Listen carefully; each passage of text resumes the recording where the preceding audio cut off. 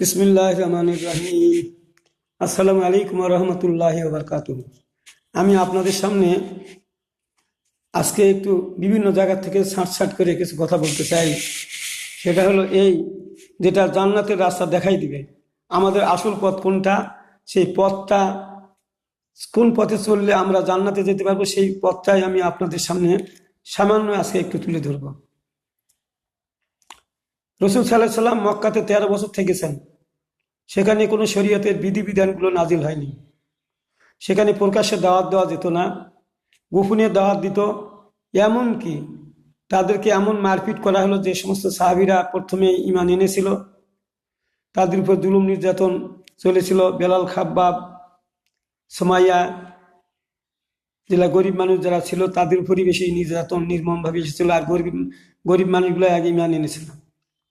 প্রকাশ্যে দাওয়াত দেওয়া যেত না, প্রকাশ্যে নামাজ পড়া যেত না। এমনকি রাসূল সাল্লাল্লাহু আলাইহি সাল্লামকে তাইফের ময়দানে শেষ পর্যন্ত দাওয়াত দিতে গিয়ে সেখানেও তারা মক্কা থেকে তারা ছেলে ফেলেদের লেলিয়ে দিয়ে সেখানে গিয়ে বলে যে এটা পাগল, এটা হলো মাথা মাথা ঠিক নেই, হাবল তাবল কথা বলে আমরা তাকে মক্কা থেকে তাড়িয়ে দিয়েছি, আবার আপনাদের এখানে এসে আপনারাও তাকে মারেন। এই করে তাদের ছেলেদেরকে লেলিয়ে দিয়ে রাসূলের সাল্লাল্লাহু আলাইহি সাল্লামের শরীর দিয়ে রক্ত ঝরিয়েছে। তারপরে রাসূল সাল্লাল্লাহু আলাইহি সাল্লামকে আগে থেকে আল্লাহ তাআলা হিজরত করে মদিনায় যাওয়ার কথা বলছিলেন। ষষ্ঠ হিজরি পূর্ব মুহূর্ত থেকে নবুয়তের ষষ্ঠ বর্ষের পূর্ব থেকেই মদিনায় যাওয়ার জন্য রাসূল সাল্লাল্লাহু আলাইহি সাল্লামকে ইঙ্গিত দেওয়া হয়েছে। তারপরে ইঙ্গিত চলছিল এবং মাঝে মধ্যে কিছু লোক হাবশা, যেটা ইথিওপিয়া নামে পরিচিতি, সেখানে গিয়েছিল এবং মদিনা এবং হাবশাতে হিজরত করার জন্য বলা হয়েছিল। যারা ইমান এনেছিল তাদের উপর যা জুলুম নির্যাতন চলার কারণে তাদেরকে এই জায়গাগুলোতে হিজরতের নির্দেশ দেওয়া হয়েছিল। তো এই কারণে আমি আপনাদের বুঝার জন্য একটা কথা বলতেছি। সূরা মুমিনুন নাজিল হয়েছে, এখানে বলা হয়েছে নবুয়তের ষষ্ঠ বর্ষে শুধু যেটুকু নামাজ, 4 রাকাত নামাজ যেটা ছিল ফরজ মক্কায়, এই 4 রাকাত নামাজ যারা রাতের অন্ধকারে যারা গোপনে নামাজ পড়ছে, কান্দাকাটি করছে, আল্লাহর কাছে খুশির সাথে পড়ছে,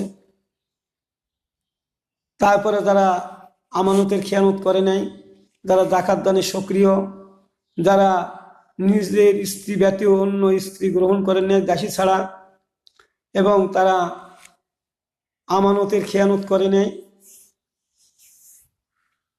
এরাই হবে সফল কাম, এরাই হবে জান্নাতি দল। এই কথাটা কিন্তু মক্কাতে বলেছিলেন আল্লাহ তাআলা। তখন কিন্তু শরীয়তের বিধিবিধান ছিল না, কিছুই ছিল না। আপনাদেরকে একটা হাদিস বললে আপনারা বুঝবেন, বুখারী শরীফের হাদিস।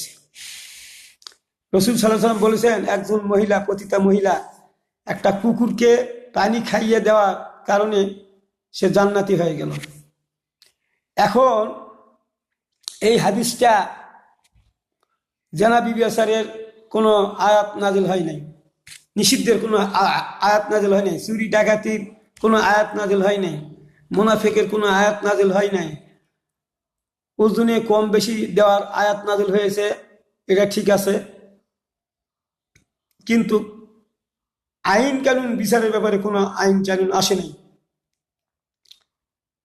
তো এই কারণেই তাদের গুনাহগুলো মাফ হয়েছে। পতিতা হলেও যেহেতু জেনার কোনো বিধিবিধান ছিল না, সেই জন্য রাসূল বলছে যে একটা ভালো কাজ করেছে। ওই সময় তো জাহিলিয়াতের যুগের সময় তো মানুষ এরকম ভালো কাজ করে না, কুকুরকে পানি খাওয়ার কারণে সে জান্নাতি হয়েছে, হাদিস তো ঠিক। কিন্তু আমরা ওইটাকে কোথায় ব্যবহার করি জানেন? আলিম ওলামারা আমরা বুঝি না, মাক্কি সূরা মাদানী সূরা বুঝি না। আলিম ওলামারা আমরা এটা নিয়ে গবেষণা করি না, না করার কারণে আমাদের মধ্যে সমস্যাটা সৃষ্টি হয়েছে। সেটা কিরকম সমস্যা? সমস্যাটা হলো এইরকম যে এখন যখন আমাদেরকে যুদ্ধের বিধান, যখন হিজরতের পরে যখন যুদ্ধের বিধান দেওয়া হলো, যুদ্ধ যখন শুরু হলো, বিধিবিধানগুলো আসলো, এটা তারা মানতে চায় না। কারণ ওই যে সূরা মুমিনুনের বলে যে এরাই জান্নাতি, এরাই হবে সফল কাম, আল্লাহ জি বলেছেন, এটা তো আল্লাহ বলেছেন, তারা তো সফল কাম হবে। তারা তো একটা কুকুরকে পানি খিলেও তো জান্নাতি হবে। একবার কলমা পড়লেও তো রাসূল বলছে তো মক্কাতে, একবার কলমা পড়লে সে জান্নাতে যাবে, 10 বার পড়লে তো জান্নাত ওয়াজিব হয়ে যাবে, 100 বার পড়লে আসমান জমিনের ফাঁকা জায়গা নেকিতে ভরপুর হয়ে যাবে। এই ধরনের কথাগুলো, এই ধরনের সস্তা সস্তা হাদিসগুলো মক্কাতে ছিল।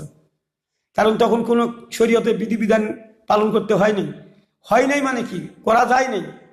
তখন আর নাজেলও হয়নি, তখন কোনো নির্দেশও আসে নাই, নাজেল হয় নাই, করা হয় নাই। যার ফলে ওইটাই, ওই সময় যারা ওইটুকু করেছে তারা সবাই জান্নাতি। তারা সবাই জান্নাতি। একবার কলমা পড়েও যে মারা গেছে তারা জান্নাতি। মক্কাতে কোনো কিছু আইন কানুন পাশ হয় নাই। 10 বার কলমা পড়েছে তারা জান্নাতি, ইমান এনেছে জান্নাতি, তারা মারা গেছে জান্নাতি। ওই সময়কার ওটা হলো শরীয়ত ছিল। আপনাদেরকে এইভাবে বুঝতে হবে। এই কারণেই তো আমির হামজার সঙ্গে ওই তো আকপাস না বুঝে কথা বলেছেন। আমির হামজা তো কিছু কথা ঠিক, কিন্তু আগেই মাঝখান থেকে বলে দেন, যার ফলে গন্ডগোলটা সৃষ্টি হয়।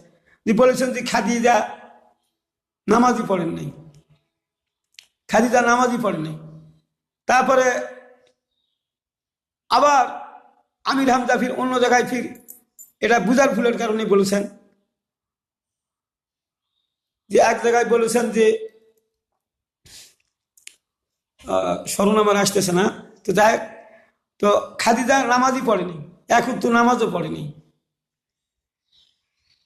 আমি জবাবটা এইভাবে দেই, অন্য আলেমেরা বিভিন্নভাবে সমালোচনা করছেন, আমির হামজার সমালোচনা আলোচনা করছেন, সেটা করছেন, কিন্তু কেউ তো এই কথাটা বলেন নাই।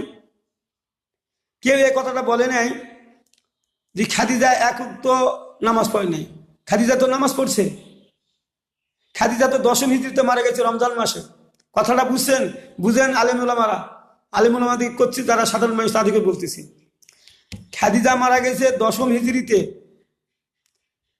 রমজান মাসে মারা গেছে। আর নবুয়তের 6ষ্ঠ বর্ষে সূরা মুমিনুন নাজেল হয়। 4 রাকাত নামাজ পড়ার নির্দেশ আসে। এই 4 রাকাত নামাজ যারা পড়েছে তারা জান্নাতি। হাদিসে আসছে রসুল সাল্লাল্লাহু আলাইহি সাল্লাম সম্পর্কে আয়েশাকে জিজ্ঞাসা করা হয়েছিল, মা, হিজরতের পূর্বের নামাজ রসুলের কেমন ছিল? আয়েশা বলেন, এটা জহুরি থেকে হাদিসটি এসেছে। তো উনি বলেন যে রসুল যখন দাওয়াতি কাজে যাতেন, বাহিরে থাকতেন, তখন 2 রাকাত নামাজ পড়তেন।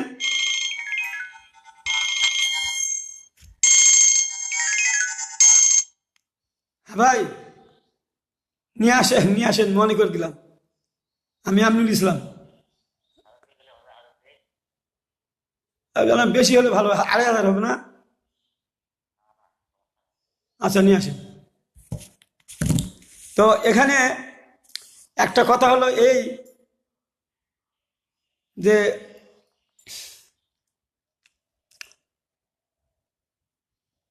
এইটা আমির হামজা সাহেব স্মরণ ওনার ছিল, নাও থাকতে পারে, বহু বক্তব্য দেন, তো অনেক কথা বলেন, কথা বললে ভুল ভ্রান্তি হয়, স্বাভাবিক। তো উনি সরাং করে বলে উঠেছেন যে এক উক্ত নামাজ পড়েননি, এক উক্ত নামাজ পড়েননি। আর এটা নিয়ে সমলা ঝড় উঠল। আর যারা ঝড় তুলেন তারা তো হাদিসটা এইভাবে বর্ণনা করতে পারেননি। আমার যুক্তি হলো, আমির হামজার যে গালাচ্ছেন, কেন গালাবেন? উনি তো ঠিকই বলেছেন, উক্তু বলেছেন। উনি উক্তু 5 উক্ত নামাজ তো ফরজ হলো হিজরতের পরে। উনি 5 ওয়াক্ত নামাজ পড়েননি, ঠিকই বলেছেন। তো আমির হামজা ঠিক বলেছেন এই কারণে যে 5 ওয়াক্ত নামাজ খাদিজা পড়েন নাই তো।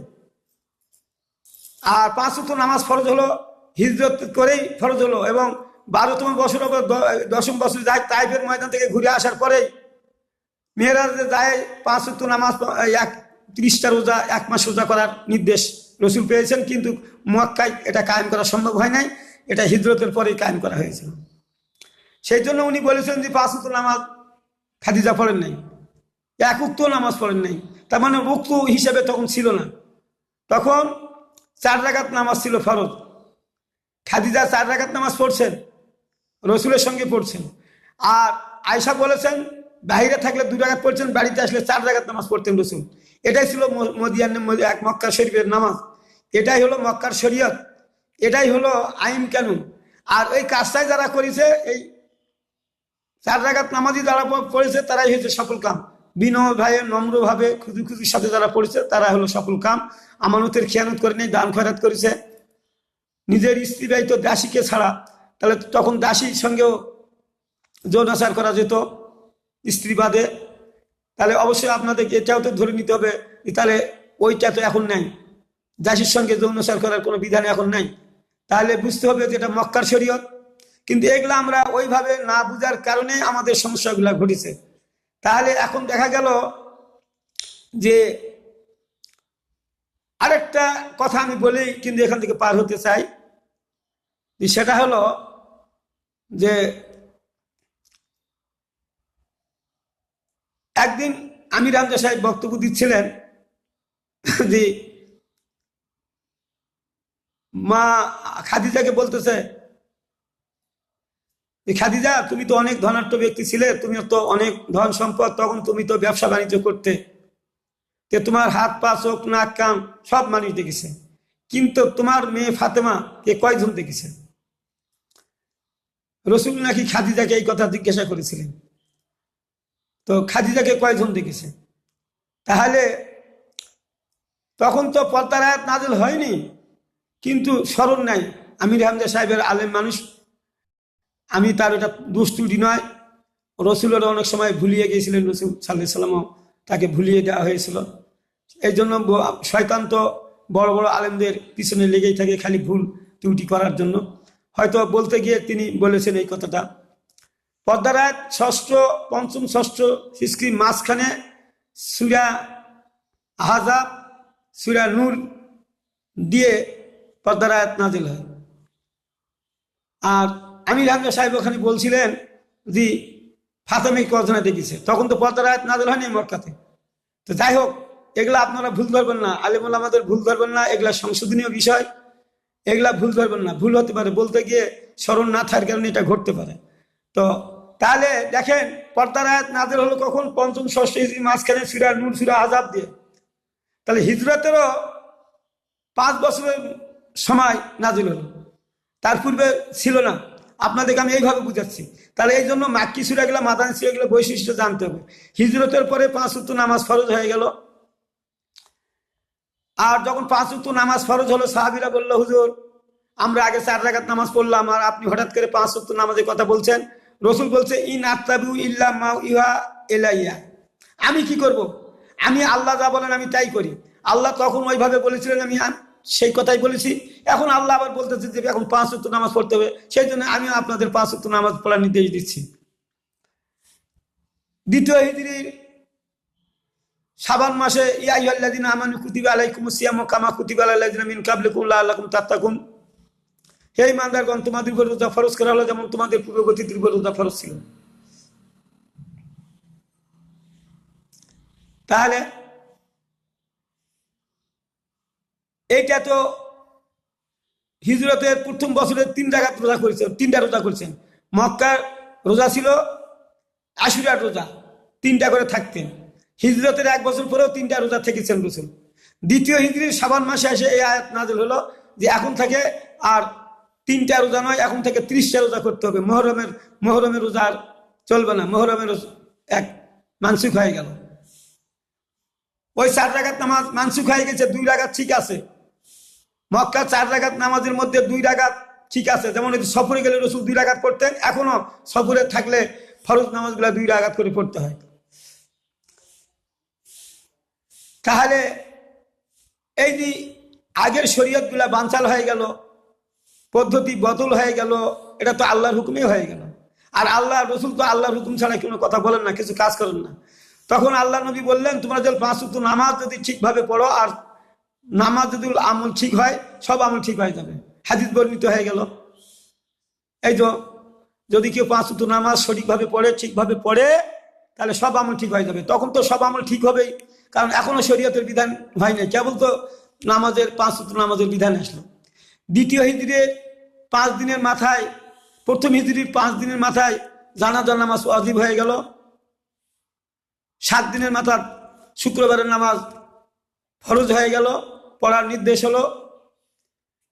দ্বিতীয় হিজরির অর্থাৎ 17 মাস পর, হিজরতের 17 মাস পর কেবলা পরিবর্তন হয়ে গেল, যে এখন আর বাইতুল মুকাদ্দাসের দিকে নয়, এখন মক্কা শরীফের দিকে মুখ করে নামাজ পড়তে হবে, কেবলা পরিবর্তন হয়ে গেল।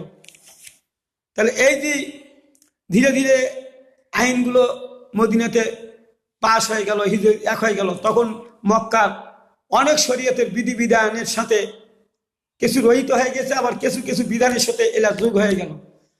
এই মক্কা এবং মদিনা শরীয়তের সঙ্গে যোগ হয়ে গেল, অ্যাড হয়ে গেল, কিছুগুলো মানসুখ হয়ে গেছে। তো আপনাদের কি আলেমেরা এইভাবে বুঝবেন না?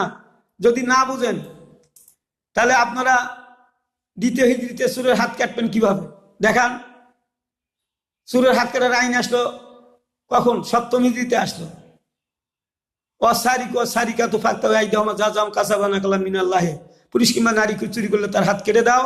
এটা সূরা মায়দার সপ্তম হিজরিতে মুহররম মাসে নাযিল শুরু হয়। আর চোরের হাত কাটার আইন আসলো সপ্তম হিজরিতে। রসুল তাহলে সপ্তম মানে কি? দশম হিজরিতে তো মারা যায়, তাহলে 20তম বছরে চোরের হাত কাটার আইন আসলো। রসুলের নবুয়ত জীবনের বা নবুয়ত বয়সের 20তম বছরে চোরের হাত কাটার আইন আসলো। ফারাজি আইন আসলো চতুর্থ হিজরির মুহররম মাসে। উহুদ যুদ্ধে ৭৬ জন সাহাবী শহীদ হওয়ার কারণে তাদের জমাজমি কিভাবে ভাগ বন্টন হবে এই ব্যাপারে এটা করতে গিয়ে ফারাজি আইন আসলো। আমি এই হাদিসটা বলেই দিই। এখানকার হাদিসটা হলো রসুল সাল্লাল্লাহু আলাইহি সাল্লাম উহুদ যুদ্ধে ৭৬ জন সাহাবী শহীদ হয়েছিল। আর এদের বাড়িঘর তাদের খোঁজ খবর নেওয়ার জন্য তিনি জাবির রাদিয়াল্লাহু আনহুকে সঙ্গে নিয়ে মুহররম মাসে, চতুর্থ হিজরি মুহররম মাসেই তিনি মদিনার সফওয়াত নামে গ্রামে যাই উঠলেন।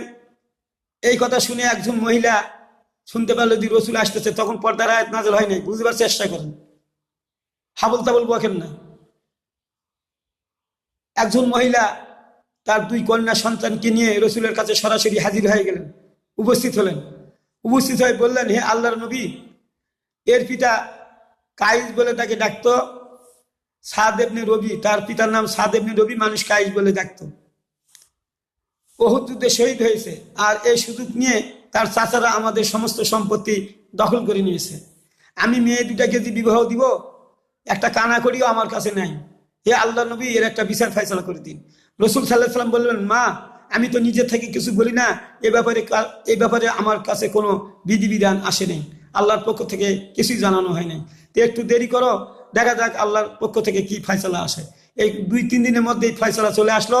সূরা নেসার 7 নম্বর, 11 নম্বর, 12, 13, 14 নম্বর আয়াত নাজিল করে ফারাজি আইন পাশ হয়ে গেল।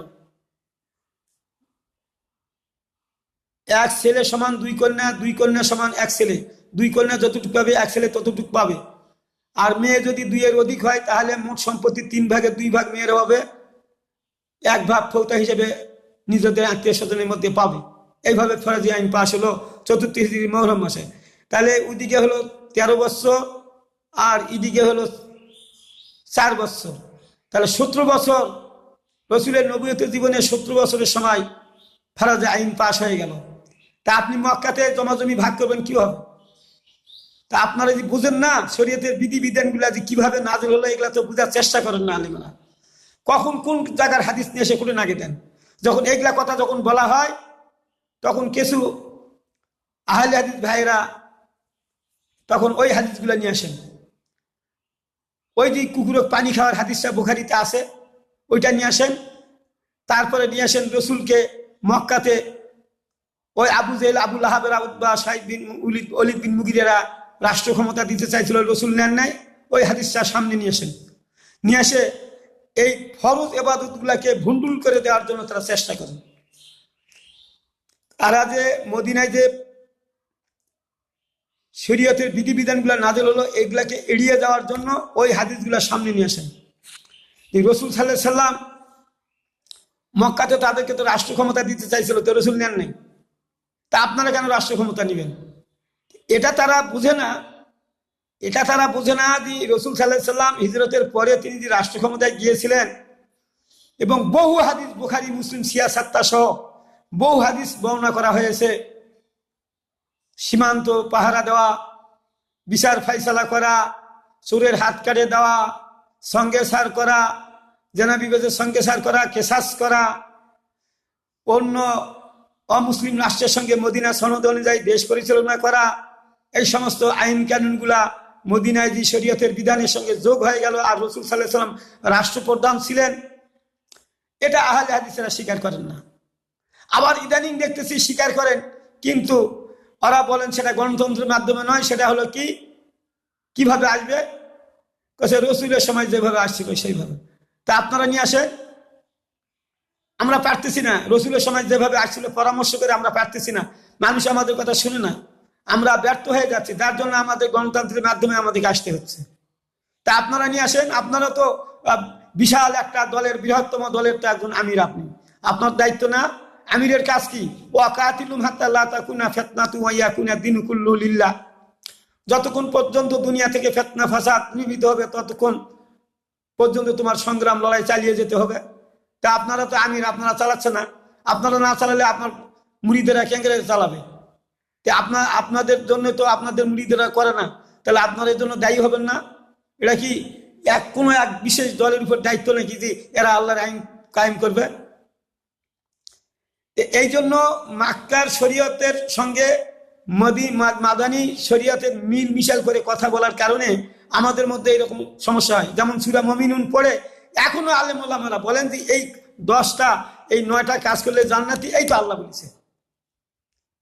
আপনি নামাজ পড়বেন নম্রভাবে, আমানতের খেয়ানত করবেন না, আপনি জাকাত দানে সুক্রিয় থাকবেন, নিজের স্ত্রী ছাড়া, অন্য দাসী ছাড়া কারো কাছে যাওয়া যাবে না, আর যারা নামাজের যত্নবান, এই কাজগুলো করলে তো জান্নাত, এই তো আল্লাহ বলেছে। তা আপনারা ওই জন্য তো ওই শরীয়ত কোন নিয়ে থাকতে চান, তা আপনাদের বুঝতে হবে না যেটা হলো সূরা মুমিনুন মক্কাতে নাজিল হলো। এখন অনেক যুগ হয়েছে, এখন আপনার ওটা করলে হবে না, খালি নামাজ রোজা করলে আপনি জান্নাত পাবেন না। তো তাহলে আপনি বলবেন যে আল্লাহ মিথ্যা কথা বলছে। আল্লাহ কেন মিথ্যা কথা বলবো? আল্লাহ তো ঠিকই বলছে। আল্লাহ তো ধীরে ধীরে কোরআন নাজিল করছেন, ধীরে ধীরে আইন পাশ হয়েছে, ধীরে ধীরে আইনগুলো জারি হয়েছে। রসুল যখন হলো, রসুল এই হাদিসটা দিয়ে আমি শেষ করে দিচ্ছি, যে রসুল সাল্লাল্লাহু আলাইহি সাল্লাম যখন শরীয়তের বিধান ফরজি আইন পাশ হয়ে গেল, তখন কিছু সাহাবী রসুলের কাছে আসে বললেন, হে আল্লাহর নবী, আমরা তো জমি অনেক কম বেশি করে ভাগ করে ফেলেছি, তা আমাদের কি হবে? রসুল সাল্লাল্লাহু আলাইহি সাল্লাম বললেন, চতুর্থ হিজরির প্রথমে মুহররম মাসেই বললেন, এখন থেকে আর আগে যেভাবে ভাগ করিছ ওটা সমস্যা নেই, কিন্তু এখন থেকে আল্লাহর আইনেই জমি বন্টন করতে হবে, না হলে তোমরা জান্নাত থেকে বঞ্চিত হয়ে যাবে। হাদিস বর্ণিত হয়েছে। তাহলে এখান থেকে তো বোঝা যায় আগে যা হয়েছে, এখন থেকে এটা মানবে না কেউ। তাহলে তো এখন তো বোঝা গেল যখন থেকে যে আইনটা পাশ হলো তখন থেকে সেই আইনটা বলবৎ হলো। তা আপনি কুকুর খিলে জান্নাতে যাবেন, এর চিন্তা ভাবনা আসলে কেন? আপনি কি মক্কার জন্মগ্রহণ করা লোক? যারা আজকে কথা বলতেছেন তারা কি মক্কায় জন্মগ্রহণ করেছেন? আপনাদের উপরে কি শরীয়তের বিধান তখন তো ছিল না? সেই ধরনের লোক আপনারা না? আপনারা মদিনায় আসে আপনারা শেষ জামানার উম্মত, এখন কেন আপনি ওই হাদিস দিবেন? ওটা তো রহিত হয়ে গেছে, গত হয়ে গেছে, ওটার কার্যক্রম স্থগিত হয়ে গেছে। নতুন নতুন শরীয়তের বিধিবিধান চালু হয়ে এটা চালু আছে। আপনি কুকুরের পানি খেলার কথাটা বলবেন কেন? আমরা নিজেরও তো বিবেক থাকার দরকার। তা আপনি কুকুরের পানি খেলেন, তাহলে এত নামাজ রোজা করবেন কেন? এত কষ্ট করবেন কেন? হজ করবেন কেন? কুকুরের পানি খেলেন আর জান্নাতে যান। আপনারা বুঝেন না? মানুষের বোকা বানার জন্য চেষ্টা করেন, আর খুব বড় জোর গলায় কথা বলেন, মনে হয় আপনারা যা বুঝেন আর অন্যরা কেউ বুঝে না। ওই হাদিসগুলো বলেন কেন যে রসুল রাষ্ট্র ক্ষমতা চান নাই মক্কাতে চাবে কেন? আপনার বিবেক বুদ্ধি কি লোপ পাই গেছে নাকি? মক্কাতে তো লোকই নাই, কয়েকজন লোক মাত্র। হিজরতের পরে তো 75 জন লোক নিয়ে তো হিজরত করেছেন রসুল, মুসলমান নিয়ে। তো সেখানে কাক নিয়ে কি করবে? উনি যদি রাষ্ট্রপ্রধান হয়, খাদ্যমন্ত্রী কে হবে? যোগাযোগ মন্ত্রী কে হবে? স্বরাষ্ট্রমন্ত্রী কে হবে? বাণিজ্য মন্ত্রী কে হবে? পানি সম্পদ মন্ত্রী কে হবে? মৎস্য মন্ত্রী কে হবে? যোগাযোগ মন্ত্রী কে হবে? তারা তো সবগুলাই তো আবু জেহেল আবু লাহাবেরা হবে। তাহলে রসুল ওখানে ক্ষমতায় যায় আল্লাহ বিধানগুলো কি কায়েম করতে পারবে? তা আল্লাহ কেন নিবে? আর আল্লাহ তাকে তো বলছে না যে তুমি এখন রাষ্ট্র ক্ষমতা নেও। আর যেহেতু রসুল আল্লাহর কথা মতোই চলছে, কেন এগুলা বুঝেন না? আপনারা দেখি সুযোগ সন্ধানী মানুষ, সুযোগ বুঝে আপনারা মানুষদেরকে হেয় প্রতিপন্ন করেন, সুযোগ বুঝে আবার এড়িয়ে যান, অন্যভাবে কথা বলে এড়িয়ে যান, কোনো না কোনো একটা সুল চাতুরি ধরে এড়িয়ে যান। এ ধরনের চিন্তা চেতনা থেকে ফিরে আসেন। আল্লাহ রসুলের মাদানী জিন্দিগিকে অনুসরণ করেন, মাদানী জিন্দিগি কি রসুলের শেষ জীবন। মাদানী জিন্দিগিকে যারা অস্বীকার করেছে তারা সব মুনাফিক হয়ে গেছে, যারা রসুলের বিচার ফয়সালাকে মানে নাই তারা সব কাফের হয়ে গেছে, আর যারা রসুলের কর্মকাণ্ডের সাথে যারা কর্মকাণ্ড মিল করে নেই তারা মুনাফিক হয়ে গেছে। রসুলের কর্মকাণ্ডের সাথে যারা নিজের কর্মকাণ্ড মিল করতে ব্যর্থ হয়েছে তাদের আমুল্লামা আল্লাহ ব্যর্থ করে দিয়েছেন, ডিলেট করে দিয়েছেন। আল্লাযিনা কাফারু ওয়া সাদ্দু আন সাবিলিল্লাহ আদাল্লাহু আলাইহিম, যারা ঈমান আনার পরে যারা কুফরি করলো এবং অন্যদেরকেও আল্লাহর পথ থেকে নিবৃত্ত করলো, আল্লাহ তাদের কর্ম ব্যর্থ করে দিবেন, ডিলেট করে দিবেন। কেন এই হাদিসগুলো আপনাদের জানা নেই, না জানার কারণে আপনাদের সমস্যা হয়েছে।